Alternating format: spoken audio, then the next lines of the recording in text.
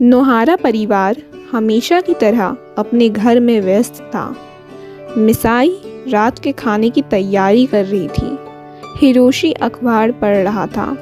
Shinchan TV देखते हुए बीच बीच में बेवकूफ़ी भरे डांस कर रहा था और हिमावारी चमकदार पत्रिका के पन्ने पलट रही थी।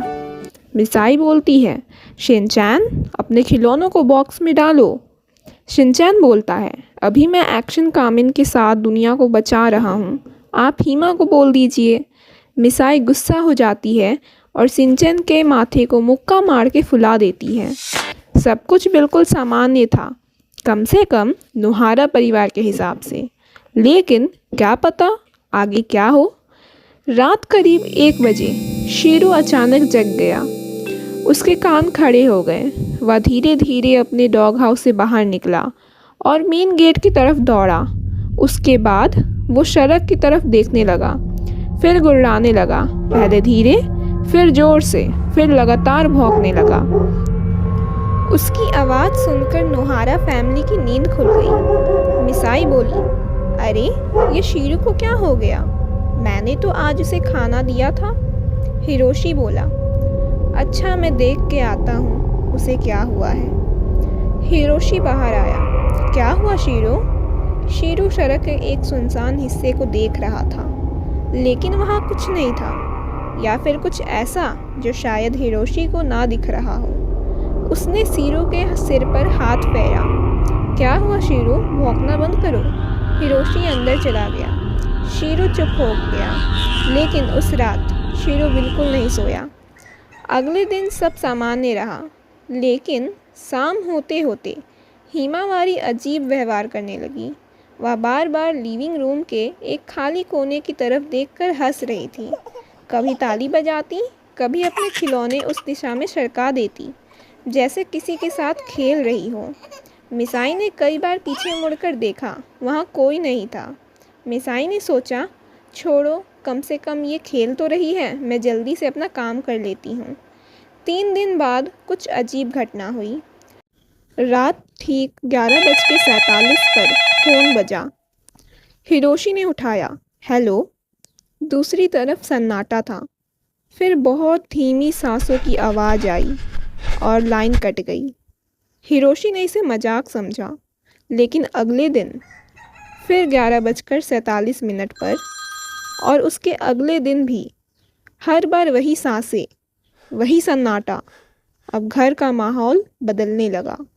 रात में रसोई से बर्तनों की हल्की आवाज़ आती। कभी लगता कोई लिविंग रूम में चल रहा है, कभी लगता जैसे किसी महिला की धीमी हंसी दूर से सुनाई दी हो, लेकिन देखने पर कोई नहीं मिलता। एक रात मिसाई पानी पीने उठी। वापस आते समय उसकी नज़र खिड़की पर पड़ी और वह जम गई। खिड़की के बाहर सड़क के स्ट्रीट लाइट के नीचे कोई खड़ा था। एक महिला, लंबे बाल, सफ़ेद कपड़े। वह घर की तरफ देख रही थी। मिसाई ने घबरा कर दोबारा देखा, वहाँ कोई नहीं था। मैंने शायद गलत देखा होगा, उसने खुद को समझाया। लेकिन अगली रात वही महिला फिर दिखाई दी, इस बार कुछ सेकंड ज़्यादा, फिर गायब। अब मिसाई सचमुच परेशान होने लगी। उधर हिरोशी को अजीब सपने आने लगे। हर रात एक पुराना पार्क, घना कोहरा और एक महिला जो हमेशा उसकी तरफ पीठ करके खड़ी रहती। जब भी वह उसका चेहरा देखने की कोशिश करता, सपना टूट जाता। दिन बीतते गए। हिरोशी की हालत बिगड़ने लगी।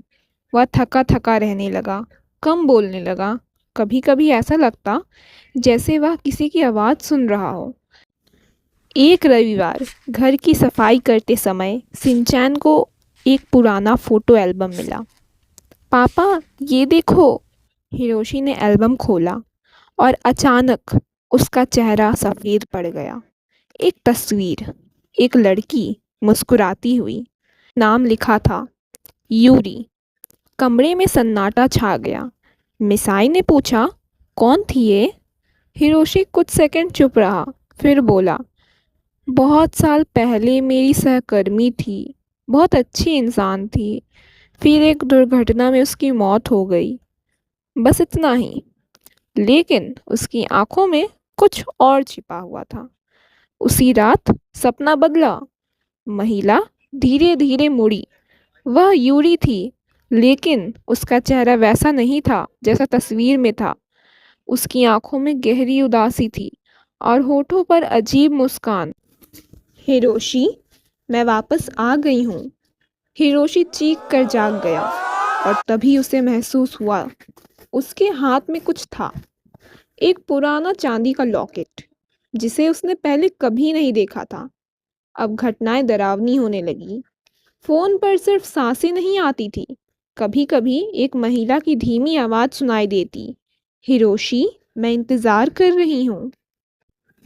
फिर एक रात मिसाई ने देखा, रसोई में कोई खड़ा था, सफेद कपड़ों में, पीठ उसकी तरफ। लेकिन जैसे ही वह पास गई, वह आकृति गायब हो गई, हवा में। उसकी आंखों के सामने। उस रात पहली बार मिसाई डर गई, सचमुच डर गई। कभी कभी हिरोशी नींद में घर से बाहर निकल जाता, कभी घंटों खिड़की के बाहर देखता रहता, जैसे कोई उसे बुला रहा हो। एक रात हिरोशी गायब हो गया। मुख्य दरवाजा खुला था। बाहर कोहरा फैला हुआ था। सीरू लगातार भौंक रहा था। मिसाई, सिंचैन और हिमावारी को लेकर तुरंत उसे खोजने निकली। काफ़ी देर बाद उन्हें हिरोशी शहर के पुराने पार्क में मिला। यह वही पार्क था जो हिरोशी के सपनों में आता था। पार्क के बीचों बीच यूरी खड़ी थी। इस बार वह पूरी तरह दिखाई दे रही थी। उसकी आंखें सीधे हिरोशी पर थी। अब कोई हमें अलग नहीं करेगा, उसने कहा। हिरोशी धीरे धीरे उसकी तरफ बढ़ने लगा, जैसे उसके वश में हो। मिसाई ने उसे रोकने की कोशिश की, लेकिन हिरोशी ने उसकी तरफ देखा तक नहीं। हिरोशी अब पार्क के बीच खड़ी यूरी से सिर्फ कुछ कदम दूर था। मिसाई ने फिर उसका हाथ पकड़ने की कोशिश की, लेकिन जैसे ही उसने हिरोशी को छुआ, एक अदृश्य ताकत ने उसे पीछे फेंक दिया। मिसाई घास पर गिर पड़ी। सिंचैन डर गया। मम्मी! यूरी की आंखें अब पहली जैसी उदास नहीं थी। उनमें एक अजीब जुनून था। बहुत देर हो चुकी है, उसकी आवाज़ पार्क में गूंज उठी। हिरोशी अब मेरे साथ आएगा। मिसाई फिर उठी। वह हार मानने को तैयार नहीं थी, लेकिन इस बार जब वह आगे बढ़ी तो पार्क में अचानक घना कोहरा फैलने लगा। कुछ ही सेकंड में सिंचैन और मिसाई एक दूसरे को ठीक से नहीं देख पा रहे थे। फिर कोहरे के अंदर से दर्जनों महिलाओं की फुसफुसाहट सुनाई देने लगी, हर तरफ से। Hiroshi, Hiroshi, Hiroshi. शिनचैन ने मिसाई का हाथ कसकर पकड़ लिया। हिमावारी रोने लगी। शेरू लगातार भौंक रहा था, लेकिन उसकी आवाज़ भी कोहरे में दबती जा रही थी। मिसाई, सिंचैन, हीमा, सीरू सब धीरे धीरे बेहोश हो गए। यूरी हिरोशी को अपने साथ ले जाने ही वाली थी कि सुबह हो गई और वो कमज़ोर हो गई। उसने हिरोशी को छोड़ दिया और कहा, मैं वापस ज़रूर आऊँगी। कहकर वो हवा में गायब हो गई। हिरोशी बेहोश हो गया। थोड़ी देर बाद मिसाई उठी। उसने देखा कि उसके परिवार के सभी लोग उसी जगह पर थे। उसने सिंचैन को, हीमा को और सीरू को उठाया। उसने हिरोशी को भी उठाने की कोशिश की, पर हिरोशी नहीं उठा। हिरोशी की शक्ल देखने से ही पता चल रहा था कि वो बहुत कमज़ोर हो गया है। सिंचैन ने हीमा को उठाया और मिसाई हिरोशी को जैसे तैसे सहारा देकर घर लाई। सिंचैन की बस आ गई। अंदर से सिंचैन के दोस्तों ने सिंचैन को आवाज़ लगाई। मिसाई ने योशीनागा मैम से कहा कि सिंचैन आज स्कूल नहीं आएगा। बस चली गई। हिरोशी सो रहा था। हिमावारी खेल रही थी और सिंचैन एक कोने को देखे जा रहा था, जैसे कि वह कुछ सोच रहा हो। मिसाई भी बैठी बैठी हिरोशी की तरफ देख रही थी और उसके उठने का इंतज़ार कर रही थी। दोपहर के समय हिरोशी की नींद खुली। मिसाई ने हिरोशी को कुछ खा लेने को बोला, लेकिन हिरोशी नहीं माना और वो बस कुछ सोचे ही जा रहा था। मिसाई ने उससे पूछा, हिरोशी बताओ, ये यूरी कौन है? सच बोलो, झूठ नहीं। हिरोशी ने बोला, वो वो ऑफिस में मेरे साथ काम करती थी। मिसाई बोली, मैंने तुमसे सच पूछा है, अगर वो बस ऑफिस में काम करती थी तो वो तुम्हें अपने साथ क्यों ले जाना चाहती है? हिरोशी अब मजबूर था। उसने बोला कि वो यूरी ऑफिस में मुझसे प्यार करती थी। उसने मुझे ये बात कभी बताई नहीं थी। हम अच्छे दोस्त थे। उसके बाद मेरी मुलाकात तुमसे हुई और मुझे तुमसे प्यार हो गया। फिर एक दिन यूरी मुझे आकर कहती है कि हिरोशी, मुझे तुमसे प्यार है, प्लीज़ मुझसे शादी कर लो। लेकिन मैंने बोला, ये तुम कैसे बात कर रही हो यूरी? मैं मिसाई से प्यार करता हूँ और उसी से शादी करूँगा। वो मेरे सामने बहुत गिड़गिड़ाई, फिर ऑफिस से बाहर चली गई। अगली सुबह उसके रोड एक्सीडेंट की खबर मेरे पास आई। उसके बाद मैं उसे धीरे धीरे पूरी तरह से भूल गया, लेकिन अभी उसकी यादें ऐसे ताज़ा होंगी मुझे नहीं पता था। मिसाई कहती है कि जो भी घटनाएं हुई हैं वो सब रात में ही हुई है, यानी हो सकता है वो आज रात फिर से आए। हमें उससे पहले कुछ करना होगा। सभी लोगों ने थोड़ी देर तक सोचा। फिर हिरोशी बोला, उसकी एक डायरी थी जो मेरे पास रह गई थी। उसे देखे तो शायद पता चले क्या किया जाए।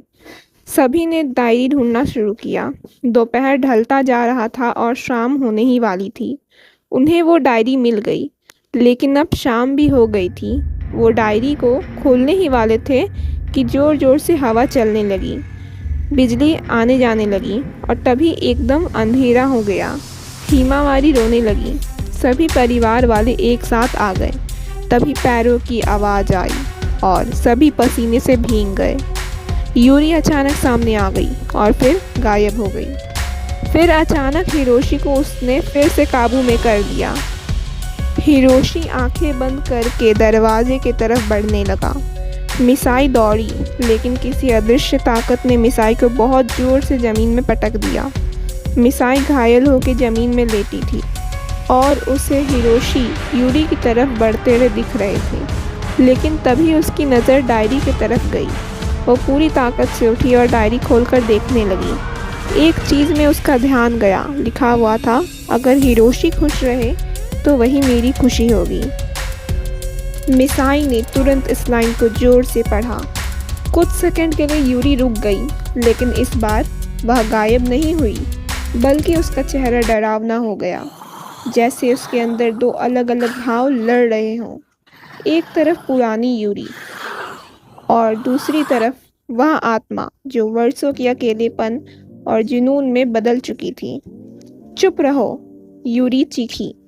अचानक तेज हवा चलने लगी। मिसाई समझ गई कि यूरी अभी भी हिरोशी को नहीं छोड़ेगी। तभी उसकी नज़र हिरोशी के हाथ में पकड़े पुराने लॉकेट पर पड़ी। वही लॉकेट जो सपने वाली रात उसके हाथ में आया था। मिसाई दौड़कर हिरोशी तक पहुंची। यूरी ने उसे रोकने की कोशिश की, लेकिन उसी क्षण शीरू यूरी और मिसाई के बीच आकर जोर से भौंकने लगा। पहली बार यूरी कुछ कदम पीछे हटी। मिसाई ने तुरंत लॉकेट खोल दिया। अंदर एक छोटी सी तस्वीर थी। उसमें यूरी मुस्कुरा रही थी और पीछे उसके हाथों से लिखा हुआ था, अगर मैं कभी बदल जाऊं तो मुझे मेरी असलियत याद दिला देना। यह पढ़ते ही यूरी जैसे जम गई। उसके चेहरे पर दर्द उभर आया। उसे अपने जीवन की यादें दिखाई देने लगी। ऑफिस, दोस्ती, हंसी और वह दिन जब वह हिरोशी को खुश देखना चाहती थी। लेकिन तभी उसका दूसरा रूप फिर जाग उठा। नहीं, यूरी चीखी, मैं फिर अकेले नहीं रहना चाहती। अचानक वह सीधे मिसाई की ओर बढ़ी। अब उसका लक्ष्य हिरोशी नहीं था, मिसाई थी, क्योंकि वही उसे रोक रही थी। कुछ सेकंड के लिए ऐसा लगा कि अब मिसाई नहीं बच पाएगी। शिनचैन चीख पड़ा। हिरोशी अभी भी आधे सम्मोहन में था। कोई रास्ता दिखाई नहीं दे रहा था। तभी हिरोशी की नज़र लॉकेट पर पड़ी। उसकी चेतना लौटने लगी। उसे यूरी की असली मुस्कान याद आई, वह मुस्कान जिसमें स्वार्थ नहीं था। यूरी! हिरोशी पहली बार जोर से चिल्लाया। यह तुम नहीं हो। यूरी रुक गई। जिस यूरी को मैं जानता था वह किसी को चोट नहीं पहुंचाती। पूरा घर एकदम शांत हो गया। कुछ क्षण बाद यूरी की आंखों से आंसू बहने लगे। उसका चेहरा धीरे धीरे सामान्य होने लगा, लेकिन वह पूरी तरह गायब नहीं हुई। मैं अभी जा नहीं सकती, उसने धीमी आवाज में कहा। अगले ही पल वह धुंध में बदल गई, लेकिन इस बार धुंध पूरी तरह गायब नहीं हुई, वह किसी अंधेरे हिस्से में जाकर खो गई। उस रात नोहारा परिवार बच गया। कुछ महीनों बाद सब सामान्य लगने लगा। फिर एक रात शीरू अचानक अपने डॉग हाउस से उठ बैठा। उसने सड़क के उस पार देखा। स्ट्रीट लाइट के नीचे एक महिला खड़ी थी। वह मुस्कुरा रही थी, डरावनी नहीं, उदास भी नहीं, बस चुपचाप। फिर उसने नोहारा घर की ओर देखा।